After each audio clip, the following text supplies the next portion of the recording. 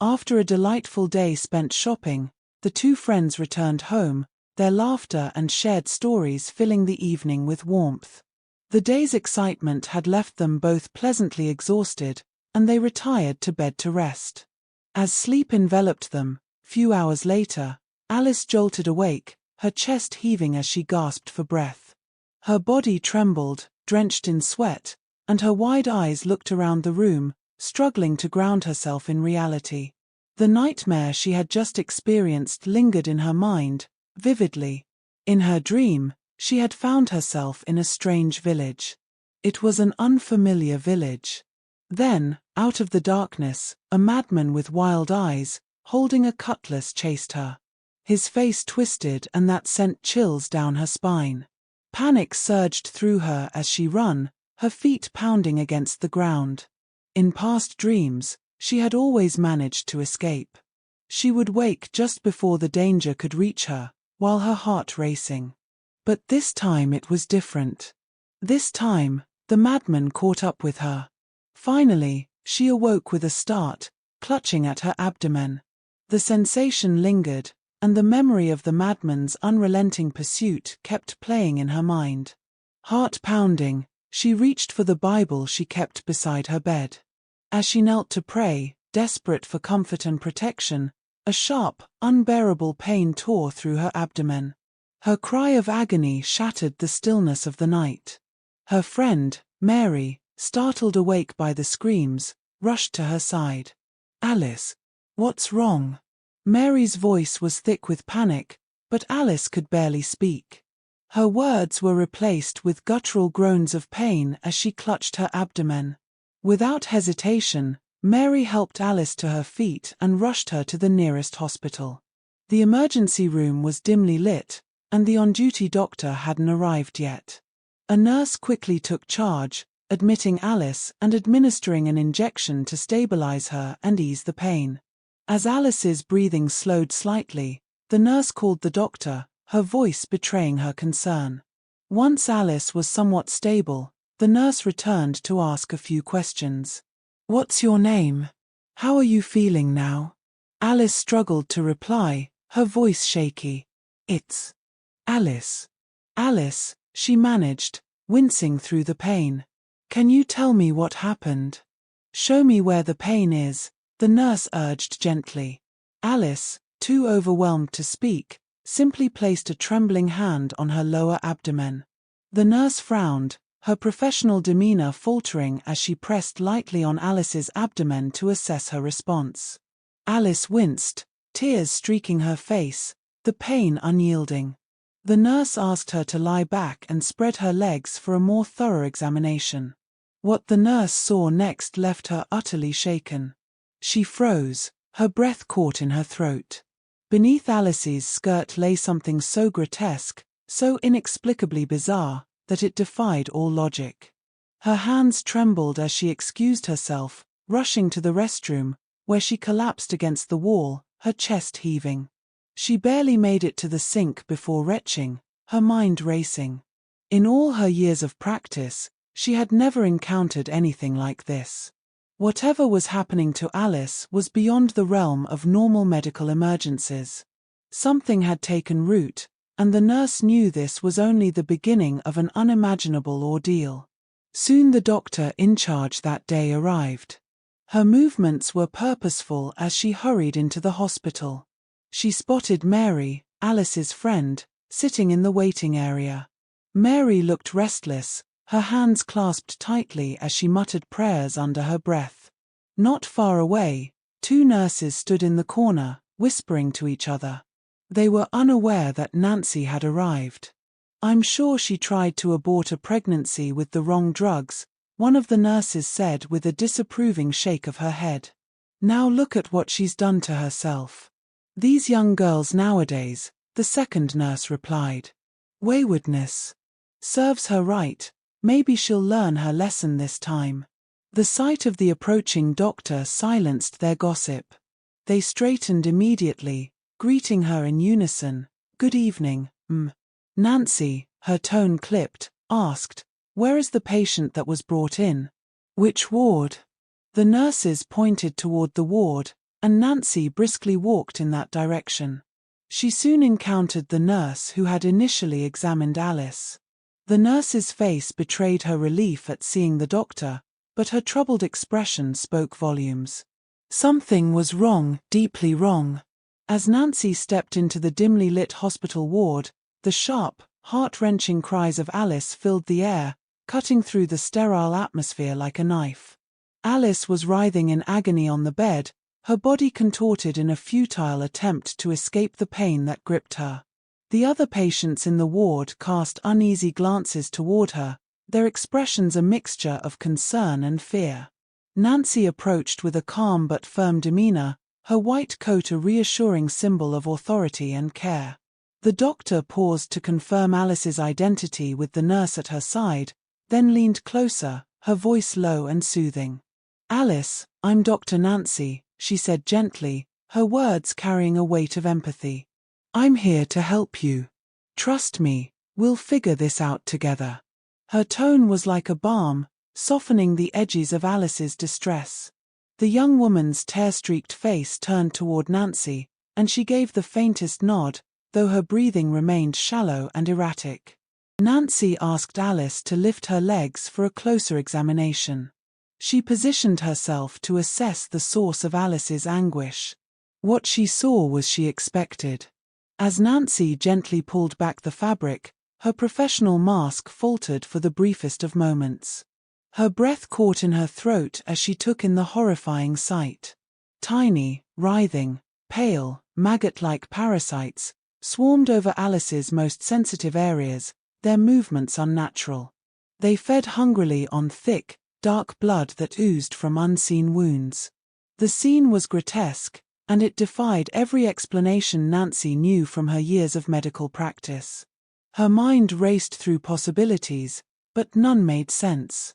This wasn't an infection or a parasite she had encountered before, it was something else entirely. Her heart pounded in her chest, a primal reaction of shock and dread, but her hands never wavered.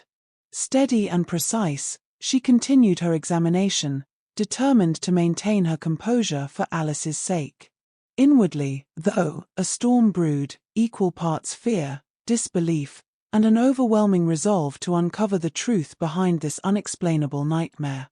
Without delay, she administered a sedative to make Alice unconscious, giving her a moment to process the situation.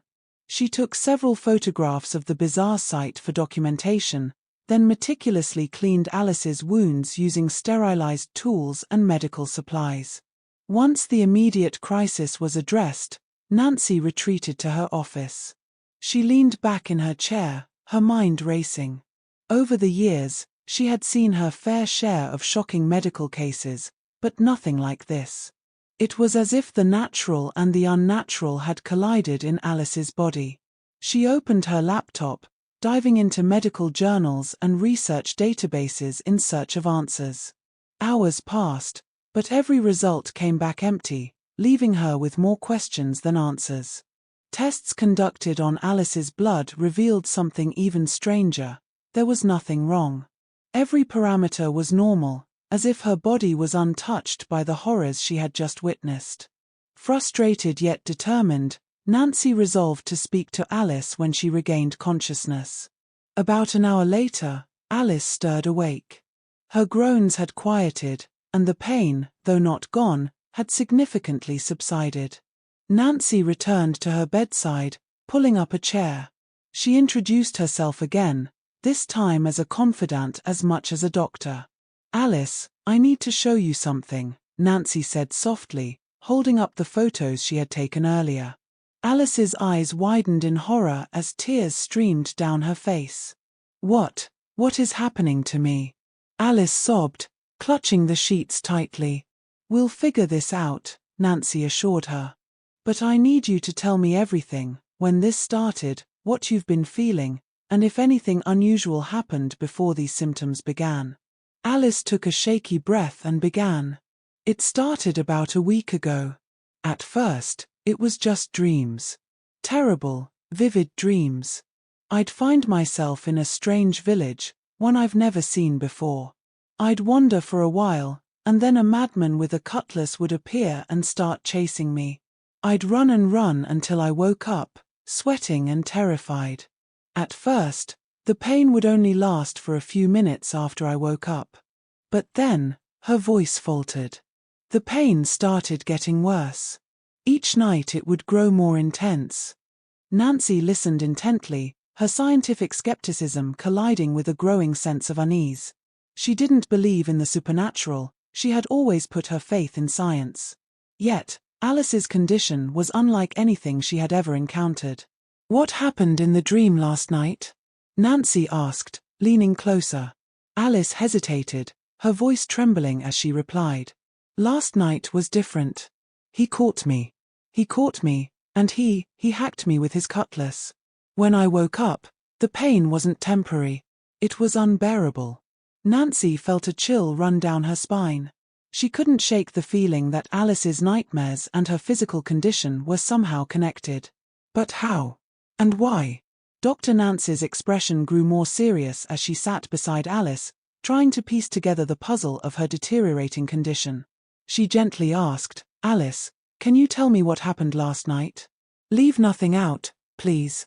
Alice took a deep breath, her voice trembling as she recounted the events. "Last night, before I went to bed, I used the restroom. That's when I noticed something strange. My ring was bloody, and there were these black, egg-like things stuck to it. It scared me, but I cleaned it up and went to bed. Then, the dream came again." Her voice cracked as she continued, "This time was different. The madman, he caught me. He hacked me with the cutlass. I could feel it like it was real. That's when I woke up." Nancy listened intently, her medical training wrestling with the surreal nature of Alice's words. She couldn't find a logical connection between the recurring dreams and Alice's worsening health. After a moment of reflection, she decided to explore a possible explanation. "Alice," she asked cautiously, "are you sexually active? When was the last time you had intercourse?" Alice hesitated, her cheeks flushing with embarrassment. "It was 7 days ago," she admitted. "But we used protection. I don't see how this could be related." Before Nancy could explain why she had asked, Alice doubled over, clutching her abdomen in agony. Her wincing cries pierced the air, and Nancy quickly instructed her to lie down. Lifting Alice's clothes for another examination, Nancy's heart sank. The grotesque creatures and dark, thick blood had returned, worse than before. Taking immediate action, she administered another sedative to calm Alice and cleaned the area again with precision. But this time, Nancy felt a growing determination to get to the root of this nightmare. Once Alice was unconscious, she placed a call to her mentor and godfather, a seasoned medical professional, and explained the situation in detail. She even sent him the disturbing photos she had taken. Her godfather's voice was grave as he replied, "This is unlike anything I've ever encountered. You need to find out more about the man she was with. He may hold the key to solving this mystery." When Alice regained consciousness, she looked frail, her skin unnaturally pale and her body weak. Nancy's concern deepened as she saw the life seemingly draining from the young woman before her eyes. She decided to press for more information. "Alice," Nancy began gently, "I've consulted with someone, and we believe it's important to learn more about your last sexual encounter. Please, don't hold anything back." Alice sighed heavily, her voice filled with resignation. "I guess I have no choice but to tell you everything." She began her story. "A few months ago, I met a man named Desmond. He was charming, wealthy, and very persistent. He said he loved me and wanted me to be his girlfriend, but I was already in a serious relationship, so I turned him down. Despite that, he didn't give up. He kept sending me gifts, showing up at my workplace, and trying to prove his love for me." Alice's voice faltered, but she continued. "I told my friend Mary about him, thinking she'd support me. But instead, she urged me to give him a chance. I refused. For 2 months, Desmond kept trying to win me over, but I stayed firm." She paused, her eyes glistening with tears. "Then, a month ago, everything changed. My mother called to tell me my father was gravely ill. He needed urgent surgery, and the cost was more than we could afford. I was desperate. My boyfriend said he didn't have the money, and my boss refused to give me a salary advance. I felt trapped. Her voice wavered as she spoke of her despair. That's when Mary suggested I reach out to Desmond. I didn't want to, but I had no other option.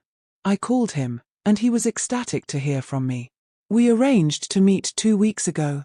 When we met, I explained my father's situation and begged him for a loan. He said he wouldn't loan me the money, but he'd give me 3 times what I needed if I slept with him. Alice's hands shook as she recounted the moment. I was disgusted. I got up to leave, but he begged me to reconsider. He promised it would be a one-time thing, and I wouldn't have to pay him back. I didn't want to, but the thought of losing my father was unbearable. I walked away that day, but his offer kept haunting me. When Alice returned home that day, she recounted her encounter with Desmond to Mary, her closest friend. Mary, however, surprised her with an unexpected reaction. "It's not a big deal," Mary said dismissively. "You need this money, Jen.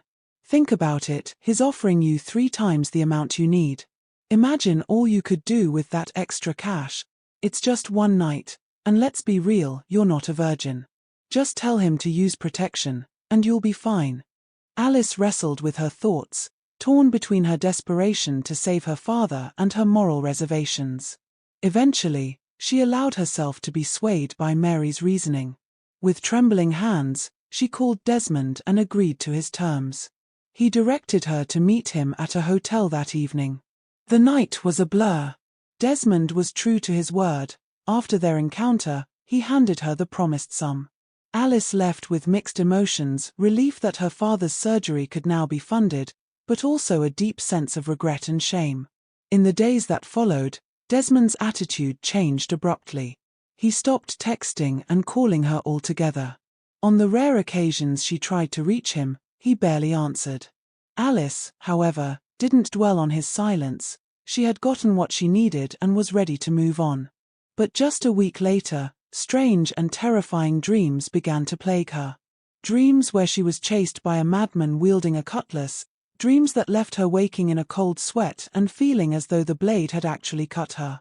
The disturbing visions grew worse, ultimately landing her in the hospital, where she now shared her story with Dr. Nancy. Nancy listened intently, but something felt off. "Alice," she asked cautiously, "was there anything unusual about your encounter with Desmond?" Alice's brow furrowed as she thought back. Then, as if struck by a sudden realization, she spoke. "Yes. I remember the bathroom at the hotel didn't have running water. After Desmond handed me a white cloth to clean myself. Is it unhygienic to use a cloth like that?" she asked, oblivious to the gravity of her statement. Nancy's heart sank. She had heard whispers of sinister practices like this before, stories of people using personal items for dark rituals. One tale in particular stood out, a young man who used a handkerchief to clean his girlfriend after intimacy, only for her to die mysteriously days later while he amassed sudden wealth. Dismissing her skepticism, Nancy decided it was time to call in spiritual help. She contacted Pastor Tom, a man renowned for his deep faith and discernment. He arrived at the hospital within 30 minutes, offering words of encouragement before leading the group in prayer. As they prayed, a chilling series of events unfolded. The hospital lights flickered and went out, and a powerful wind surged through the ward, scattering papers and equipment. Then, out of the darkness, a man and woman dressed in red robes appeared, their laughter echoing like a macabre chorus. "You cannot save her," they taunted. "This woman is ours. She has been sacrificed, and her fate is sealed." Alice screamed in agony as blood trickled from her nose and ears. Nancy and Mary, frozen in terror, clung to Pastor Tom for protection. But Tom stood firm. "She is not yours," he declared with authority. "She belongs to the living God. In the name of Jesus Christ, I rebuke you." The room filled with an unearthly sound as the intruders began to shake violently. They screamed before vanishing into thin air. Immediately, the ward fell silent. The lights returned, and the oppressive atmosphere lifted. Alice's pain subsided as she sat up, her body feeling lighter than it had in weeks. Nancy examined her and found that all traces of the bizarre symptoms had disappeared.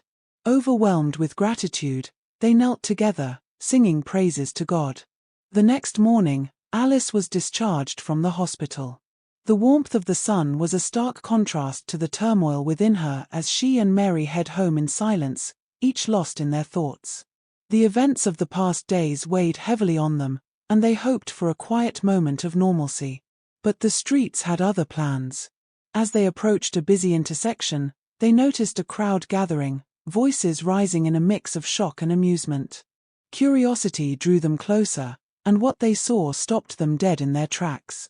There, in the midst of the chaos, was Desmond. His once polished appearance was gone, replaced by a disheveled, almost unrecognizable figure. His designer clothes were torn and filthy, his hair matted, and his face a mask of desperation. He rummaged through a trash bin, pulling out scraps of food and devouring them hungrily. The crowd of onlookers jeered and whispered, their faces a mixture of disgust and schadenfreude. Nearby, Desmond's luxurious car, a symbol of the wealth he had once flaunted so arrogantly, sat abandoned, its sleek exterior now a jarring contrast to his current state. The driver of the car leaned against its door, arms crossed and face set in disapproval. With a sigh, he shook his head and muttered loudly enough for everyone to hear, "Young men these days, always seeking quick wealth. It never ends well." The words hung in the air, piercing through Alice and Mary like a cold wind. They stood frozen, their minds reeling from the sight of Desmond's downfall. The man who once exuded confidence and power had been reduced to this, a living cautionary tale of greed and its devastating consequences. Shaken to their cores, Alice and Mary hurried away from the scene, their hearts heavy with a mix of fear, sorrow, and conviction. That day marked a turning point in their lives. They returned home and knelt together in prayer, committing their lives fully to God, seeking guidance and strength to navigate the chaos that surrounded them. But while their faith deepened, their friendship unraveled. The events leading to this moment, the secrets, the betrayal, had created a chasm between them that neither could bridge. Alice could no longer bring herself to fully trust Mary. The bond they once shared felt irreparably broken, their connection now overshadowed by the haunting memories of deception and despair.